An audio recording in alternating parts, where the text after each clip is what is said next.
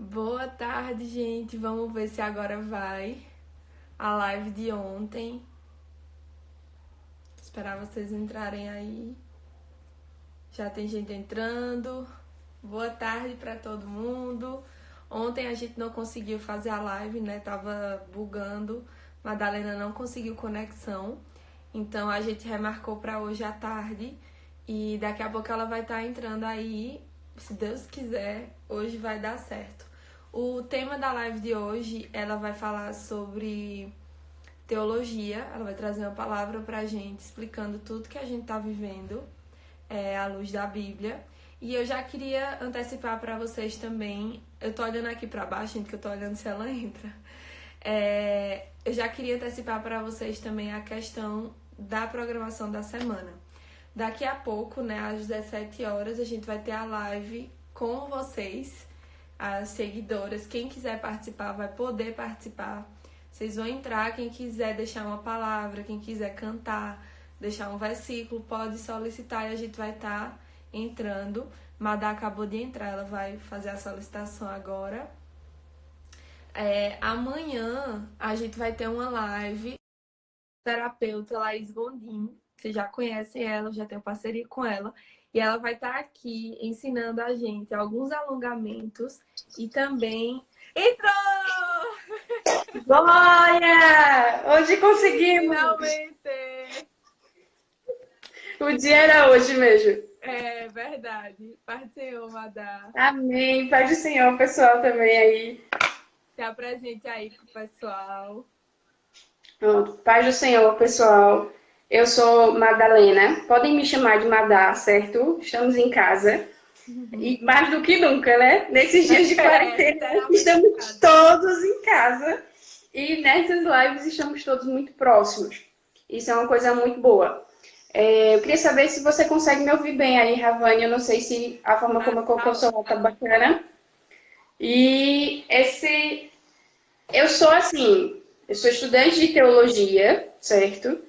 E aí eu tenho alguns amigos que implicam um pouquinho, porque a gente já fez a colação, mas eu gosto de manter a posição de estudante de teologia. É que a gente nunca para de E estudar, né?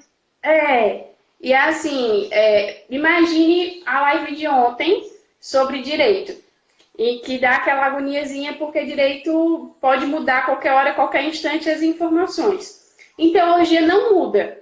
As informações elas estão lá, mas nós temos posicionamentos diferentes, né? Há estudantes que, né, cientistas que vão observar um ponto e doutrinadores, cientistas que vão ir por outro lado. Então eu gosto de me resguardar um pouquinho para não causar polêmica, porque eu acho que não foi esse o propósito.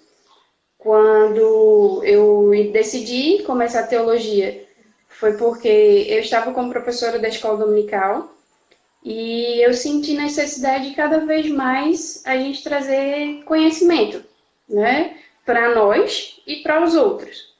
Então, eu ainda fico um pouquinho sensível, um pouquinho preocupada com essa questão da exposição, mas eu acho que chegamos a um tempo em que as pessoas estão mais desejosas de saber. Eu acho isso muito bom, acho muito bacana.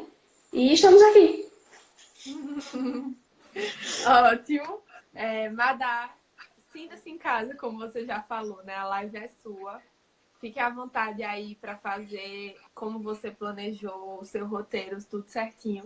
Eu vou só pedir licença um segundo que minha Bíblia tá ali, mas pode ficar à vontade. Pronto, amém, obrigada. Pronto, pessoal. Eu vou dizer a vocês que foi um desafio.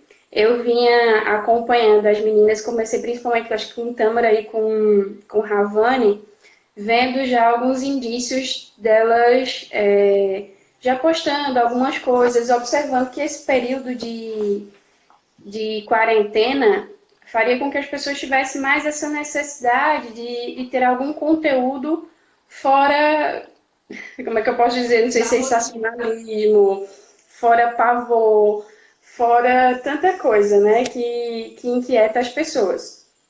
Então, quando o Ravani me fez essa proposta, imediatamente eu queria dizer um não. mas não tem como a gente apoiar e depois tirar a mão, né? Dizer assim, olha, faça você e eu não faço. Então, é também nesse sentido que eu estou aqui. E aí, Ravani tinha me dito que queria falar alguma coisa sobre esses sinais, né? Porque nós temos sinais do que nós estamos vivendo. Só que o que me preocupa é que é o seguinte, esses sinais não são novos, certo? Não são sinais de hoje. Não são coisas que disseram assim, olha, o primeiro sinal é agora e sai todo mundo desesperado. Se apegue sua Bíblia, se arrependa dos seus pecados e o juízo final começou. E o que é isso? Não. Os sinais eles já existiam. A Bíblia, ela do começo ao fim, ela vai trazer as informações que a gente precisa. E aí eu queria começar com vocês lendo o livro do profeta Amós, certo? Aqui no capítulo 3, ele começa a convocar Israel para atentar para algumas questões. E aqui no versículo 6 diz assim: quando a trombeta toca na cidade, o povo não treme, ocorre alguma desgraça na cidade sem que o Senhor a tenha mandado? Aí o versículo 7 traz uma informação muito importante para a gente. Certamente o Senhor, o soberano, não faz coisa alguma sem revelar o seu plano aos seus servos, os profetas. Nós sabemos que no período do Antigo Testamento, Deus se revelava ao seu povo através dos seus profetas, se revelava através da lei, e não tínhamos essa comunhão que nós temos hoje, né? Nós precisamos, foi necessário que Jesus viesse, foi necessário que Jesus quebrasse essa separação que havia de comunicação entre Deus e os homens por causa do pecado, para que a gente tivesse esse acesso direto. Hoje nós temos líderes, nós temos pastores, nós temos pessoas que nos acompanham para nos orientar na caminhada, mas a gente tem acesso direto ao Pai. Nós temos um acesso direto, não existe mais um distanciamento entre a gente e o Santo dos Santos. Está livre, nós temos esse acesso. Mas desde o começo, Deus não deixou para revelar quando Jesus nos desse esse acesso. Não deixou para dizer assim, não, vocês estavam sem conhecimento e agora eu vou esperar que Jesus venha, que Jesus faça o seu sacrifício, que vocês tenham esse desejo de estar comigo, para que então eu me revele. Não, ele já tinha através dos seus profetas. Até porque a gente sabe que Israel é o povo eleito. É o povo que Deus, desde o princípio, fez o seu acordo, fez a sua comunhão. Então, Deus já lá no comecinho da história, já estava revelando para o povo tanto a sua primeira vinda como Messias, quanto já a sua segunda vinda para buscar a igreja. Infelizmente, assim como muitos rejeitaram os primeiros sinais, estiveram diante de Jesus, estiveram diante do seu Messias e não o reconheceram, a palavra de Deus nos diz que ele veio para o que era seu, mas os seus o rejeitaram. E nós não ficamos felizes porque alguém rejeitou, mas é justamente o fato de que eles rejeitaram ao Senhor que nos foi aberto esse outro caminho. Deus já tinha o propósito de nos alcançar, de alcançar a humanidade toda, mas ia alcançar por eles. Já que eles não atentaram para esses sinais, nós fomos alcançados pelos que atentaram. E hoje, quando a gente olha e diz assim, não, mas eu sou cristão, eu vejo, está tão óbvio na Bíblia. Hoje, hoje como crentes, como pessoas que acreditam de fato na Bíblia, pessoas que acreditam de fato de que Jesus é o Messias. Quando a gente olha, a gente diz assim, mas Isaías disse, mas Amós disse, mas Abacuque disse, quando a gente diz assim, por que eles estiveram diante de Jesus e não entenderam que Jesus era o Messias? Assim também têm sido os sinais. Quando os sinais da sua vinda, da próxima vinda, né, de Jesus, eles vão acontecendo, nós estamos outra vez diante dos sinais E há muitos de nós que estão desapercebidos. Então, assim, vai ter gente que vai se surpreender. Vai ter gente que vai dizer assim, mas eu não entendo. Eu andava com a Bíblia debaixo do braço, mas não entende que ainda está muito apegado a formas, a detalhes e não está observando, não está lendo, não está meditando, porque a Bíblia ela está aqui, ela está à disposição. E hoje nós temos o advento do Espírito Santo, em que ele vem e diz assim, você quer saber mais o quê? E aí vem o título do nosso tema, né, o nosso tema de hoje, que a gente tinha pensado lá, na passagem em que Filipe vai até aquele etíope lhe explicar, e ele é arrebatado pelo Espírito Santo, está lá com ele e diz assim, entendes tu que lês? Que ele está lendo o profeta Isaías e está lendo a respeito de Jesus sem saber quem é Jesus. E Filipe é levado para lá e pergunta, você está entendendo o que você está lendo? E ele diz, como é que eu vou entender se não tem ninguém que me explique? Por isso nós trouxemos também, foi uma observação muito bem colocada de Ravani, quando ela disse assim, vamos trocar o lês por vez, porque ler pode ser que as pessoas não estejam lendo mesmo, mas agora elas estão para ver, está aí. E aí você pode dizer assim, então o sinal é esse. E aí eu quero atentar para mais uma coisa, os sinais não são só esses. Os sinais já vêm acontecendo há muito tempo. Os sinais da volta de Jesus já vêm acontecendo há muito tempo. A questão é que está mais intenso. Cada vez mais fica mais intenso, fica cada vez mais visível, fica cada vez mais claro que é para já. E aí eu quero ler com vocês o Evangelho de Jesus, segundo escreveu Mateus, certo? Aqui no capítulo 24, que é uma passagem bem conhecida, certo? Mateus 24, e o versículo...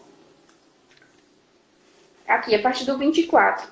E Jesus diz aqui, ó, capítulo 24, no versículo, a partir do versículo 1, certo? Jesus saiu do templo e, enquanto caminhava, seus discípulos aproximaram-se deles para lhes mostrar a construção do templo. Vocês estão vendo tudo isso? Perguntou ele. Eu lhes garanto que não ficará aqui pedra sobre pedra. Serão todas derrubadas. Tendo Jesus se assentado no Monte das Oliveiras, os discípulos dirigiram-se a ele em particular e disseram, dize-nos quando acontecerão essas coisas, e qual será o sinal da tua vinda e o fim dos tempos. Então, aqui os discípulos estão andando com Jesus, estão andando com o seu Messias, só que o Messias já começa a dizer, olha, se você está vendo a construção, não vai ficar pedra sobre pedra. E os discípulos, embora estejam caminhando com Jesus, aprendendo com Jesus dia a dia, eles não deixam a sua humanidade de lado. Eles estão inquietos, eles estão angustiados e eles estão assim, certo, Jesus? A gente está aí anunciando o povo, essas coisas, mas diz aqui para a gente em particular. Diz a gente como é que a gente vai entender. Nos dá sinais da tua vinda e do fim dos tempos. Então Jesus vai responder e vai dizer assim, aqui no versículo 4. Jesus respondeu, cuidado, que ninguém os engane, pois muitos virão em meu nome dizendo, eu sou o Cristo, e enganarão a muitos. Vocês ouvirão falar de guerras e rumores de guerras, mas não tenham medo. É necessário que tais coisas aconteçam, mas ainda não é o fim. Nação se levantará contra nação, reino contra reino, haverá fomes e terremotos em vários lugares, e tudo isso será o princípio das dores. Eu não sei que versão vocês estão lendo da Bíblia, a versão que eu estou lendo é a NVI, certo? E na maioria das Bíblias Almeida, ele inclui a questão das pestes, certo? E ele só fala aqui do princípio das dores. Mas em Lucas, no capítulo 21 de Lucas, Lucas reforça essa mesma passagem. E Lucas, aqui em 21:11, ele inclui as pestes, certo? As epidemias, que é uma das coisas que nós estamos vivendo aqui. 21:11. Haverá grandes terremotos, fomes e pestes em vários lugares, e acontecimentos terríveis e grandes sinais provenientes dos céus. Então, assim, dependendo da Bíblia que você estiver lendo, você vai dizer assim, não, mas na minha não está dizendo aqui em Mateus, capítulo 24, versículo 7, sobre isso. Mas Lucas confirma aqui no capítulo 21, no versículo 11, que é a mesma passagem, e tem mais uma diferença. Quando a gente vai ler, ele diz aqui no versículo 8 de Mateus 24, tudo isso será o início das dores. E eu quero só fazer uma abertura aqui para ampliar a nossa compreensão. Porque quando a gente olha assim, será o início das dores, ou início do sofrimento, dependendo da tradução que você estiver, às vezes nos dá a impressão de que são aqueles sofrimentos, aquelas dores, aquelas angústias lá da tribulação. Mas não é sobre esse ainda que Jesus está dizendo. Esse princípio aqui de dores, no grego, como ele foi escrito, e aí quem usa a nova versão transformadora, né, a NVT, vai ter essa possibilidade de ler lá Mateus 24:7 e vai ver que está escrito que diz assim, o início das dores de parto. Ele vai mostrar que início de dores é esse. É o início das dores de parto. E aí, alguns teólogos, eles defendem bastante isso quando eles frisam essa parte. Por quê? Uma mulher, quando ela vai dar à luz, ela tem as dores de parto. Mas as dores de parto, embora elas sejam dores, elas anunciam a chegada do filho. Não é? O princípio das dores de parto vai mostrar isso, olha. Uma mulher, ela faz o seu pré-natal, ela acompanha, a barriga vai crescendo, as pessoas em volta estão vendo. A barriga dela está crescendo, mas ela ainda não sente dores. Quando ela começa a sentir as dores, muitas vezes ainda não é o tempo. É só o sinal, é só o indício de que está chegando. E aí começam as dores. E quando começam as dores de parto, a gente vai observar que tem a intensificação das contrações. De tantos em tantos minutos, uma contração vem, vai mostrando quão mais próximo o parto está. Então, aqui, olha, quando ele diz de guerras, rumores de guerra, de nação contra nação, de epidemias, de terremotos, será que essas coisas só começaram agora? Não. Elas sempre existiram. Israel mesmo é testemunha de toda guerra e todo rumor de guerra, desde que o mundo é mundo. Né? Tá sempre lá o mundo contra Israel. Já era assim antes de Jesus e depois dele a coisa só piorou pelo fato de eles terem sido espalhados e aí é outro ponto. Mas essas coisas sempre existiram. Nunca existiu terremoto? Claro que existiu. Nossos cientistas vão olhar as placas tectônicas, aquelas coisas maravilhosas que a gente estudava em geografia, que a gente ficava se perguntando quando é que usar isso na vida, né?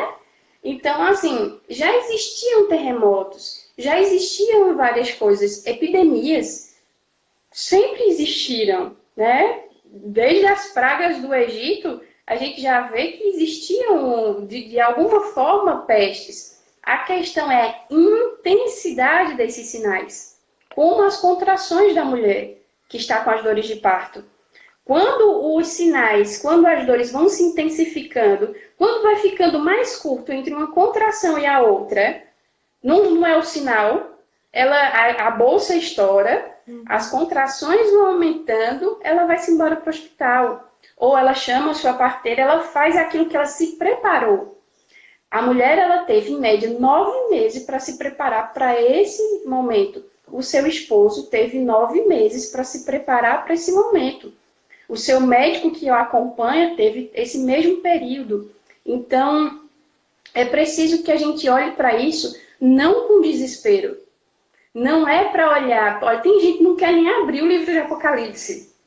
Tem gente que passa pelos profetas e diz assim, eu não quero. Eu só quero ver aquela parte que diz que Jesus me ama, que Jesus morreu na cruz por mim, que Jesus quer me salvar, que ele disse que tem lugar no céu para mim. Eu só quero saber dessa parte. certo? E as pessoas vão se apegando a isso e vão ignorando o restante. Mas assim, o medo não é pra gente. O medo e o pânico não é pra gente.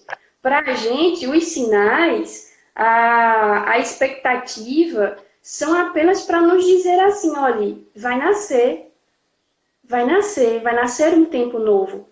Tudo aquilo que Deus falou vai se cumprir, está se cumprindo, e aquele que disse que ia preparar um lugar nos céus para a gente, ele vem nos buscar.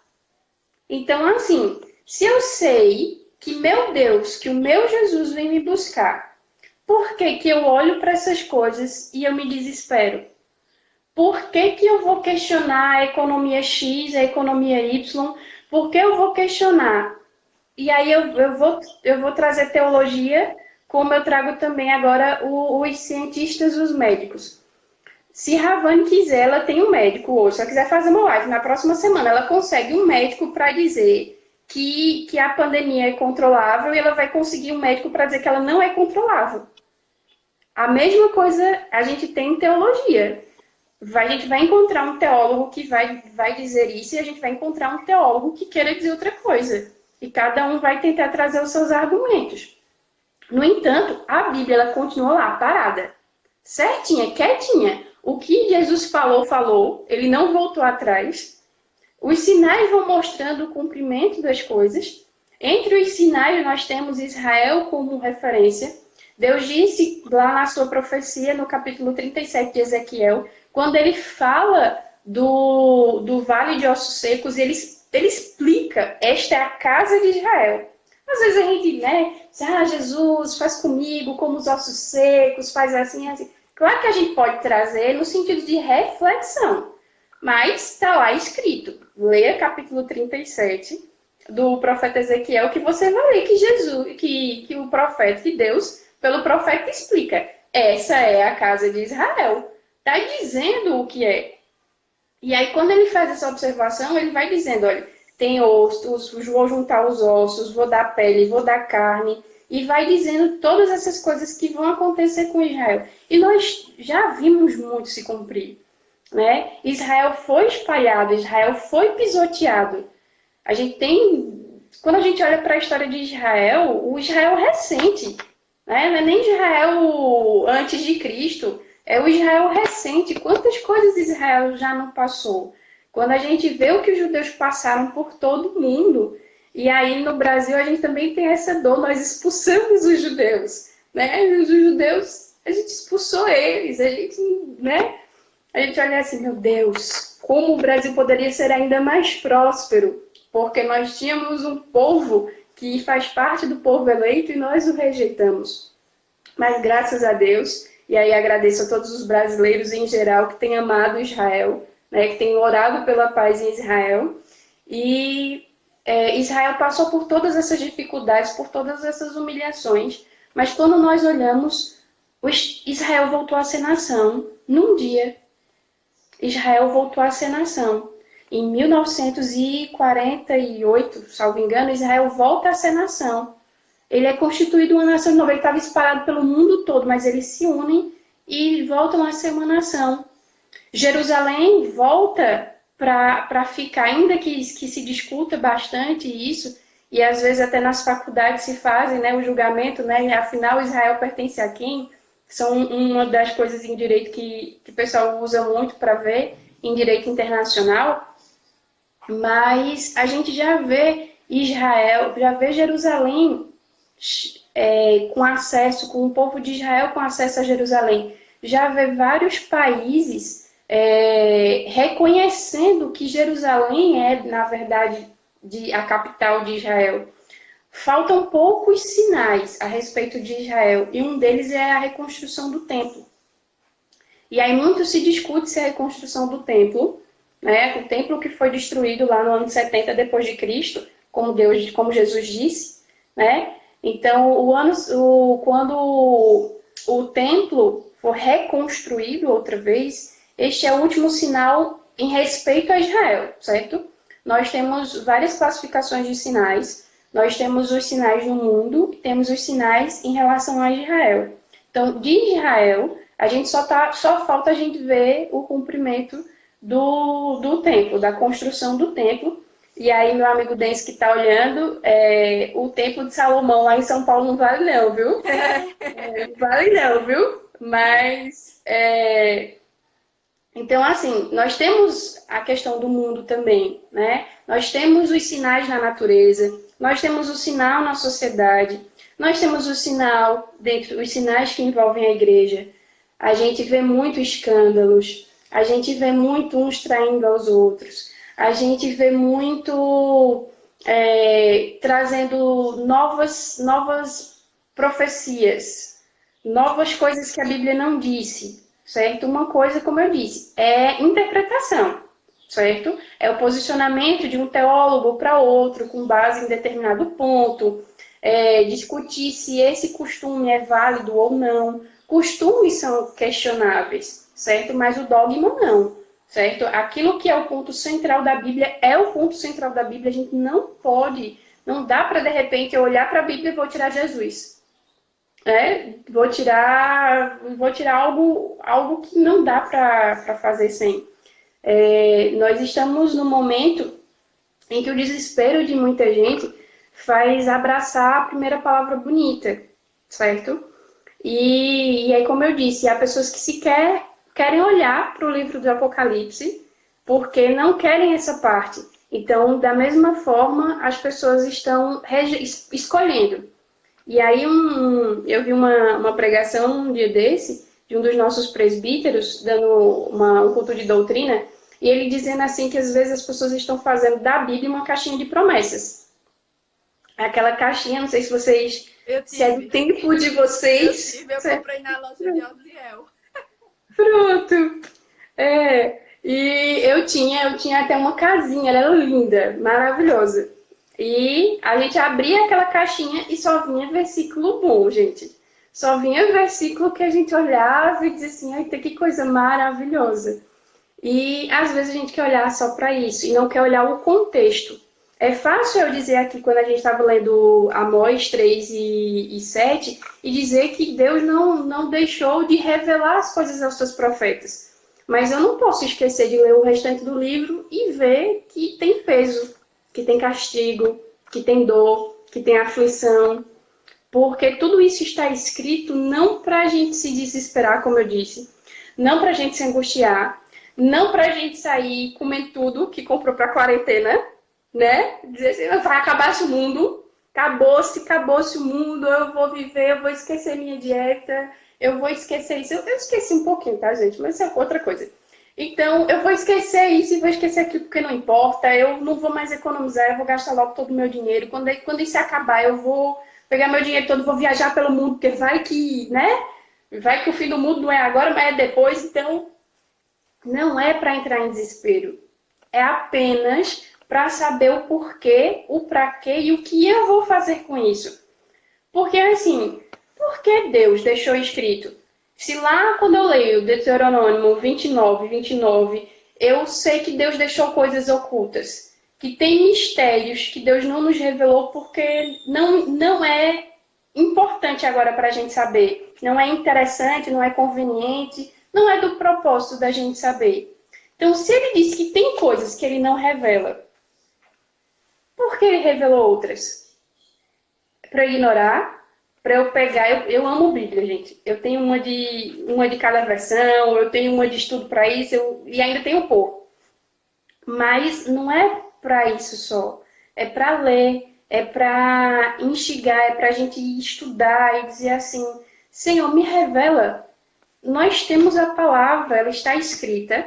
Nós temos o Espírito Santo que nos auxilia, que é uma pessoa, não é um sentimento, não é uma vontade, não é uma força, ele é uma pessoa. E ele veio como consolador. Jesus nos diz, quando ele vai, antes de ascender aos céus, né? Ele morre na cruz, ele ressuscita, ele vem estar com os discípulos um tempo para explicar mais coisas a respeito do fim. Ele faz tudo isso e quando ele está para partir, os discípulos estão olhando para ele tristes. Não querem ficar sem Jesus. Quem quer? Quem quer? Por mais que a gente ame. Então, assim, é Jesus subindo, né? Jesus subindo e diz, eu tô triste, Jesus não vai não. E Jesus diz, mas se eu não for, o Consolador não virá. Eu vou deixar outro Consolador, um que é igual a mim. Ele não disse, olha, eu vou deixar um reserva, não. Ele vai dizer, eu vou deixar um igual a mim. E ele vai trazer para vocês consolo. E por que ele diz isso? É porque as coisas vão ser fáceis? Não. É porque as coisas vão ser piores? Vão. Vão. Vai ficando cada vez mais difícil. É como quando a gente olha para quando a gente era criança. Hoje a gente é adulto e a gente olha que quando a gente era criança, antes da gente saber das responsabilidades de um adulto, a gente queria completar 18 anos e queria fazer todas as coisas e queria isso e aquilo. E quando a gente vai crescendo e olha para trás e diz assim, eu era feliz e não sabia, a ignorância das coisas da vida adulta trazia para a gente uma certa paz. Então, à medida em que a gente vai conhecendo a Jesus, vai conhecendo a Bíblia, vai aumentando essa consciência de responsabilidade da gente, de que a gente tem uma responsabilidade e que essa responsabilidade não é mais só com a nossa vida, certo? Eu aceitei a Jesus como eu reconheço Jesus como meu único e suficiente Salvador. Eu entendo que aquele sacrifício de cruz foi por mim. Eu estou salva, graças a Deus meus pais estão salvos, minha família estão salvos. Então tá ok, tá bom assim, vou viver dessa maneira, né? Estou aqui, vou guardar a minha coroa para que ninguém me roube, né? Como fala lá em Apocalipse, vou me preservar e pronto, isso basta. Não. À medida que a gente fica adulto, não somos nós que vamos ficar responsáveis agora pelos menores ou até pelos nossos pais que sempre foram responsáveis por nós, que resolviam as nossas coisas, que faziam a nossa matrícula na escola, que iam nas reuniões. Eles não faziam tudo isso por nós.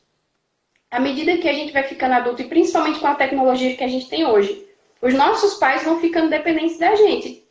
Eles não conseguem mais ir no banco se a gente não disser, olha, eu tenho um aplicativo aqui, eu resolvo.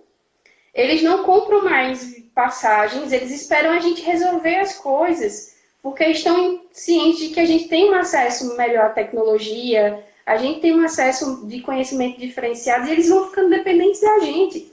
Quem tem filhos, tem os filhos para também supri-los. Então, assim também é o conhecimento da palavra. Quanto mais conhecimento da palavra eu tenho, eu preciso compreender que existe uma responsabilidade minha para com a humanidade. Se existe um propósito, se Jesus me revelou através da sua palavra, se quando ele me salvou, né, quando eu aceitei, né, que o sacrifício da salvação já estava lá, mas quando eu me arrependi dos meus pecados, eu tive acesso à salvação, Jesus poderia ter me guardado ali. Se ele quisesse só a minha alma, ok, Madalena, parabéns, filha, você reconheceu, você entendeu o segredo, agora você vai para o céu. Olha, sua vida acaba aqui, se despeça logo da sua família, dê um beijo em todo mundo, um abraço e agora a gente vai partir para o céu. Não, ele me deixou aqui, deixou que os nossos pais tivessem filhos e fez promessas. Disse que nós teríamos visões, que nós teríamos sonhos, que nós seríamos usados para a glória do seu nome e nós estamos aqui. Quer seja comendo, seja bebendo, seja a roupa, tudo que a gente faz é para a glória de Deus. Então, a nossa vida aqui tem um propósito. E se não for alcançar mais almas, se não for dar testemunho de Deus, se não for para alertar que os sinais são para um propósito, se não for para dizer que, olha, o céu tem muitas moradas, eu tenho a minha hoje, né? Eu posso perdê-la amanhã, posso perdê-la daqui a 5 minutos. Mas enquanto eu estou aqui dentro da palavra, eu estou com a minha certeza, com a minha segurança da salvação. Mas pode ser que ela vá-se embora. Pode ser que eu, por alguma coisa, eu desvie os meus olhos de Jesus e eu me afogue. Mas enquanto eu estou firme, eu não posso dizer, eu vou ficar só concentrada na minha vaga do céu, não vou dizer a mais ninguém para não ter concorrência. Não é um concurso. Não é um concurso. É uma prova de vida apenas para que venham, tem lugar, tem morada, Você pode imaginar assim, mas são mais de 7 bilhões. No Brasil tanta gente. Se todo mundo reconhecer Jesus, não vai ter lugar? Vai ter lugar.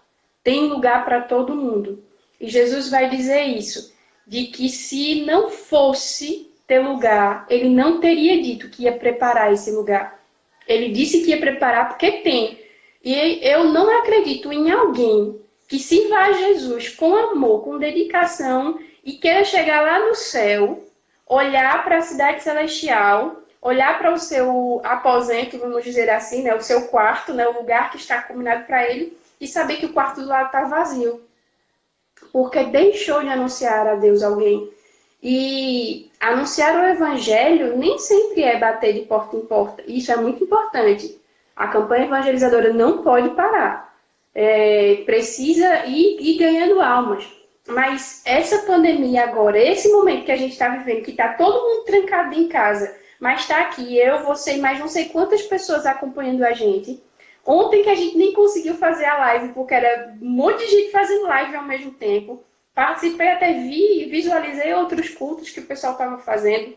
Então, assim, a gente consegue meios de alcançar as pessoas. Veja o propósito do Quarentena com Deus, de chamar as pessoas para irem ler a Bíblia. Vocês não fazem ideia das inúmeras ferramentas que o Senhor nos dá de propagar a sua palavra. De dizer assim, olha, eu não sei cantar. Se for para esperar eu cantar, ninguém vai para o céu. Eu não canto. Se for para esperar eu pegar o microfone e sair no meio da rua dizendo raça de víboras, eu também não sei fazer isso. Mas o que eu sei, o que eu tenho, o que Deus me capacitou para fazer, eu tenho que fazer. E acredite, Deus capacitou todos nós para alguma coisa. E aí, voltando à questão dos sinais, para que servem os sinais, e desse objetivo de alertar a gente. Para nós que somos a igreja do Senhor, os sinais são para nos alertar que Jesus vem, mas não para nos assustar. São para dizer assim, olha, vamos fazer o seguinte, vamos pegar esse período que a gente está em casa, vamos montar as estratégias, do mesmo jeito que a gente está montando estratégias para chegar agora nas pessoas, nas vidas. Vamos pensar nisso depois também, vamos alcançar, vamos fazer as estratégias. Nós estamos preocupados agora com quem está passando fome. Mas vamos ser sinceros. A fome no mundo começou agora? Não começou. Aí eu consigo me reunir agora porque eu estou preocupada porque tal pessoa não vai conseguir trabalhar e eu tenho que levar alimento para ela. Aí quer dizer que quando tudo isso acabar, todo mundo vai ter salário. Ou antes de tudo isso começar, todo mundo já tinha salário, já tinha fome. Isso só mostra que a gente está vivendo também naquela parte do esfriamento do amor. Em que a gente parece que só se importa com as pessoas se os noticiários começarem a dizer que tem fome. A gente só se importa com as pessoas se os noticiários começarem a dizer que tem peste. A gente só se importa com as pessoas se os noticiários disserem que tem terremoto em tal lugar. Aí nós nos preocupamos, fazemos campanhas para X e fazemos campanha para Y. Mas quando ninguém noticia isso, eu vou lá, deito do meu berço esplêndido, né, esplendidamente, fico lá calminha, tranquila, dizendo assim, não, por mim hoje está bem, está tudo tranquilo. Não, minha gente. Todas essas coisas são para nos alertar, são para nos mostrar que essas coisas acontecem todos os dias. Continuam acontecendo, não é hoje, não é novidade. E aí quem defende que já teve outra gripe, que já teve outro problema, é verdade. Olhe os sinais, todas as vezes que alguém traz essas informações, não tem a menor noção que para eles é estatística, mas para o povo de Deus, que tem conhecimento da palavra, é confirmação. Dizendo, não é verdade? Eu nem sabia que tinha gripe espanhola. Então, não é verdade. Tem mesmo, eu sou jovem, tenho 18 anos, então eu não entendo muito essa questão de gripe suína, essa questão de gripe não sei na onde. Então, eu acho que foi a China quem criou esse vírus. Então, eu acho que a China está querendo fazer isso contra a gente. E aí eu começo uma série de teorias da conspiração, começo a imaginar isso, e aí eu venho para outro sinal. Eita, e tem guerra, e tem rumores de guerra, e tem nação contra nação. Ou seja, não tem como escapar. Se eu vou para a parte da economia, se eu for para a parte da saúde, se eu for para a parte da sociedade, não importa que caminho você vai escolher para olhar para essa pandemia. Só veja ela como sinal de Deus. Ah, mas Deus guarda os seus, guarda os seus. Mas às vezes Deus guarda os seus no cativeiro. Vamos lembrar de Daniel? Daniel, que culpa Daniel tinha? Daniel era um jovem, era nobre. Daniel era achado também, foi achado em Daniel um espírito excelente. Quantos anos Daniel viveu em cativeiro? Daniel prosperou dentro do cativeiro, mas Daniel viveu toda a sua vida dentro do cativeiro. Ele chegou adolescente no cativeiro. Agora ele foi chamado para cuidar do povo no cativeiro. Então, assim, eu tenho que entender também que ser cristão, que estar em Deus, não é só esperar que Deus vai me arrebatar como fez com Enoque, com Elias, e vai me tirar dessa situação e o resto que fique. Não, é dizer assim, eu fui levantado para um tempo. Eu estou aqui, eu estou no meio do cativeiro, então eu fui levantado para um tempo.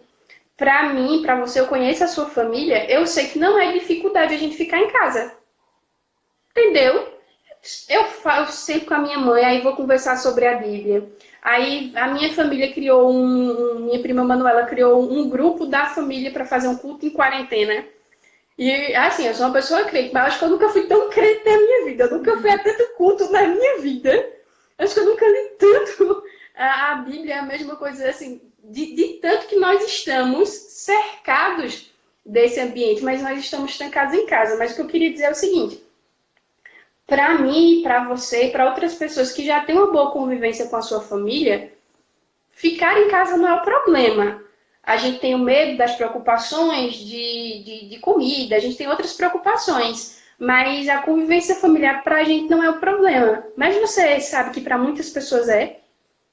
Para muitas pessoas que já estão desconectadas da sua família, estar em casa trancado com a família é um problema, porque pais e mães não se entendem, porque os pais criaram o hábito de pegar seus filhos e deixar que a escola eduque, e assim eles também fazem com a escola dominical. Dizer assim, eu não vou ensinar meu filho as coisas da Bíblia, porque eu vou pegar ele, vou jogar ele no ciclo de oração infantil, e vou jogar ele na escola dominical infantil, e as professoras lá se virem. E aí eu lembrei, Ravane, de um dia desses, um projeto que a gente fez, estava no chão lá com as criancinhas, pintando com elas e ensinando a elas. Há pais e mães que dizem assim, não, esse é o dever da igreja. Eu pego a minha criança, jogo e ensine. Agora eles estão em casa, tendo que dizer assim, eita, como é que eu explico para os meus filhos que tudo isso é um sinal da vinda de Jesus? Como é que eu explico para os meus filhos que não é para ter medo? Que não é para eles se preocuparem porque não estão na escola abraçando os coleguinhas. Porque no começo é fácil. Eles estavam amando estar de férias. Ah, está ótimo. Mas chega um momento que eles dizem, ô pai, e eu vou ver meu amiguinho quando? Ô pai, por que eu não posso visitar minha avó? Ô pai, e por que eu não posso visitar os meus amiguinhos que são ali? É bem pertinho, pai, na outra rua. Não tem nada de mal, porque eu não posso ir lá. Como é que se explica? Como é que se contém essas crianças em casa? E assim, mas algum familiar meu não é crente. E aí eles nunca entenderam, nunca quiseram ir à igreja. E agora como é que eu faço para chamar eles para um culto doméstico? Não chama. Começa a cantar. Deixa o louvor entrar. Aí começa a ler a Bíblia. Não precisa se trancar no seu quarto, vai ler lá no sofazinho. Quem sabe aos poucos ele não vai se chegando. Abre uma live dessa no meio da sala para eles ouvirem. Entendeu? Cria mecanismo, cria formas. Então tudo isso é para nos dar sinal, é para nos alegrar, é para nos encher de esperança e dizendo assim, o meu Jesus vem. A gente veio de um simpósio maravilhoso agora. A gente disse, Espírito Santo, eu sou o teu lar, essa morada é tua, vem, muda as coisas de lugar. Aí Deus muda, traz um furacão para colocar as coisas no lugar, chamar cada pai para ser sacerdote do seu lar, chamar cada filho para ficar perto do seu pai e da sua mãe e aprender a respeitar seu pai e sua mãe. Chamar e dizer assim, eu não sabia, eu não entendia, e trazer assim, ó, vamos unir. Eu acho que quanto mais a gente demora a entender essas coisas, mais a gente sofre. Quanto mais a gente gasta tempo discutindo sobre outras coisas, é um tempo precioso que a gente perde de estar mais com o Senhor. E dizer assim, Senhor, olha, o Senhor livrou Daniel da cova dos leões, mas eu vou fazer minhas as palavras dos outros 3 amigos dele. Eu vou fazer minhas as palavras de Misael, de Ananias e de Azarias. Eu vou dizer, olha, é verdade, rei, que meu Deus, ele pode me livrar dessa situação, que eu não tenho a menor obrigação de lhe dizer nada não, que eu não vou respeitar o que o Senhor quer. O Senhor quer que eu deixe o meu Deus, eu não vou deixar. Mas ele diz assim, meu Deus tem condições de me livrar daqui. Mas se ele não livrar, fica sabendo, rei, fica sabendo que nós não nos prostraremos. E é isso que a gente precisa fazer. Os sinais são aí para a gente entender isso, que eu tenho que ter consciência de que eu tenho um Deus que me livra da pandemia. Eu tenho um Deus que pode me livrar do acidente. Ah, mas sarampo é pior. Eu tenho um Deus que me livra de sarampo. Eu tenho um Deus que me livra de chikungunya. Eu tenho um Deus que me livra de tuberculose. Eu tenho um Deus que me livra de um desastre. Caiu os céus trovejando, como o Melissa lembrou agora. Eu tenho um Deus que me livra dos raios. Mas se ele não me livrar, se ele entender que eu já cumpri o propósito da minha vida, que já tá bom e que ele pode me guardar, por que eu vou temer isso? Se o que eu mais desejo é encontrar o meu Deus, se o que eu mais anseio é chegar nesse dia em que eu vou olhar e dizer assim, tem uma cidade santa, tem uma cidade celestial me esperando. Obviamente, eu não vou para o primeiro carro que passar, eu não vou esperar o mal me acontecer. Eu não vou sair por aí sem lavar as minhas mãos, sair abraçando e cumprimentando todo mundo, porque não tem problema, porque eu posso morrer, que eu vou para o céu. Isso é insanidade, certo? É eu testar o meu Deus. Então, eu não vou, eu ainda, se eu, do mesmo jeito que para eu atravessar a rua onde não tem um sinal, eu não olho para os dois lados. Se vem carro para a esquerda, se vem carro pela direita. Então, se eu tenho certeza que eu estou guardado em Deus, eu não vou mais fazer isso, porque o carro do Senhor vai me livrar. Não, gente, por favor, não façam isso, não. Olha, não coloquem as coisas na conta de Deus, não. Ele é tão bondoso, ele é tão misericordioso, ele é tão inteligente. E ele nos deu, ele nos falou de modo compreensível. Nós temos parábolas para ajudar, para fazer comparação. Olha, o reino dos céus é semelhante a... Nós temos as parábolas, nós temos... Hoje, graças a Deus, e eu louvo a Deus, porque a gente é um povo privilegiado. A gente não é de uma nação onde o evangelho não pode entrar. Como eu disse antes, a gente pode ter uma Bíblia da versão que quiser. Eu tenho acesso a textos que estudam os originais. Eu tenho acesso a várias ferramentas. Eu não sou privilegiada. E se eu sou privilegiada, e se a mim foi dado mais, a mim não será cobrado mais? Ravani, olhe quantos seguidores você tem. Olhe quantos eu tenho. Quem vai ser mais cobrado se essa live cair? Você. Entendeu? Entendeu? Olha. Entendeu? Assim, então, se essa live cair agora, o número de pessoas que está ouvindo ela por minha causa, vamos dizer que eu tenha 100 seguidores e você tem 100 mil. Então, são 100 pessoas. Não, e aí, gente, eu não estou fazendo essa referência, não quero colocar mais peso nas costas de Ravani, não. É só para exemplificar. 100 pessoas podem estar aqui por minha causa, porque são meus amigos muito fiéis, muito amados, estão aqui, então eu tenho que me justificar. Se acontecer um trovão desse, cair a nossa internet, eu vou me justificar com 100 pessoas. Mas se isso acontecer, a Vânia vai ter que se justificar para 100 mil pessoas. Vocês entendem a questão do acesso que Deus dá, das circunstâncias, das ferramentas que Deus nos dá. Então, a quem mais é dado, mais é cobrado. E nós temos outras parábolas que o Senhor nos deu para também mostrar isso. Então, assim, na igreja primitiva, eles já estavam desesperados com esses sinais. A palavra nos mostra que quando Jesus veio e aí começou-se a pregar, né? Depois que Jesus se ascendeu aos céus e veio o derramamento do Espírito Santo lá no Pentecostes, e aí depois veio a perseguição da igreja para fazer com que eles espalhassem pelo mundo, e aí aconteceu isso e aquilo. A palavra de Deus nos mostra que mais adiante, quando a igreja primitiva já estava, vamos dizer assim, bem estabelecida, eles começaram a entrar em desespero e começaram a se desfazer das coisas deles e começaram a dizer assim, Jesus está vindo, Jesus vai voltar, a gente não precisa estudar, a gente não precisa casar, a gente não precisa fazer mais nada porque eu vou ficar aqui, Jesus vem, Jesus está vindo, então eu vou precisar fazer mais nada. Aí o apóstolo Paulo e outros servos do Senhor precisam ir lá e dizer, irmãos, eu não quero que vocês sejam ignorantes a respeito das coisas que vão acontecer.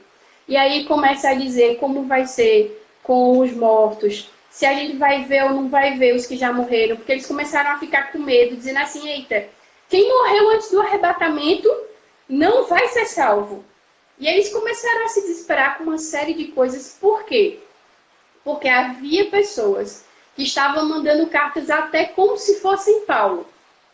E começou a amedrontar eles. E Paulo, pela sua palavra, agora nós temos o Novo Testamento, nós temos o Antigo Testamento com os profetas, e temos o Novo Testamento com as epístolas, com as instruções, para nos ajudar. E uma coisa fala da outra. Então, quando a gente olha para isso, Paulo já está dizendo, meus irmãos, eu não quero que vocês sejam ignorantes, eu não quero que vocês tenham medo. Eu quero que vocês usem essas palavras para consolar uns aos outros. Então, quando tem chuva, quando tem terremoto, quando tem essas coisas, a gente se une para socorrer. E a gente tem que entender o seguinte, se quando eu me uno para socorrer, porque está faltando alimento, porque está faltando remédio, porque está faltando roupa e abrigo para alguém, é isso mesmo. É isso mesmo. Se eu me uno para esse propósito, eu tenho que compreender também a questão do espiritual. As pessoas também precisam ser socorridas com palavra. As pessoas também precisam ser socorridas com conforto, com consolo, para que elas entendam que o que está acontecendo é para trazer consolo e conforto. Então, eu preciso chegar com a palavra de Deus, eu preciso dizer que Jesus cura, que Jesus salva, que Jesus liberta. A gente precisa entender que as ferramentas que nos são dadas são para paz, são para esperança, são para a gente entender, Magalhães, então quer dizer, se é para paz e para esperança, quando tudo isso passar, todo mundo vai dar as mãos, vai cantar uma música coletiva e agora em diante todo mundo vai viver em paz. Não. Vai vir outra contração. Entendeu? Lembra das dores de parto? Vai vir outra contração. Vai vir um outro sinal. Vai vir outro anúncio, não trazendo uma coisa nova, mas dizendo o que a gente já sabe, o que a gente já tem, dizendo assim, olha, vem aí, está nascendo este tempo, está chegando o tempo de avivamento da igreja e eu já estou vivendo esse avivamento, eu já estou vendo esse avivamento. E aí eu tenho também um livro para recomendar a vocês, muito bom. Eu tenho, assim, muitos que estão aqui comigo. Ô, madame. Oi. Licença. Deixa eu só encerrar essa pra gente abrir uma nova, porque vai dar 1 hora. Aí quando dá 1 hora, cai. Eu já tô falando 1 hora. Mas tá bom. Eu vou só encerrar e aí a gente entra de novo, beleza? Gente, quem tá aqui, entre de novo na próxima. 1 minuto.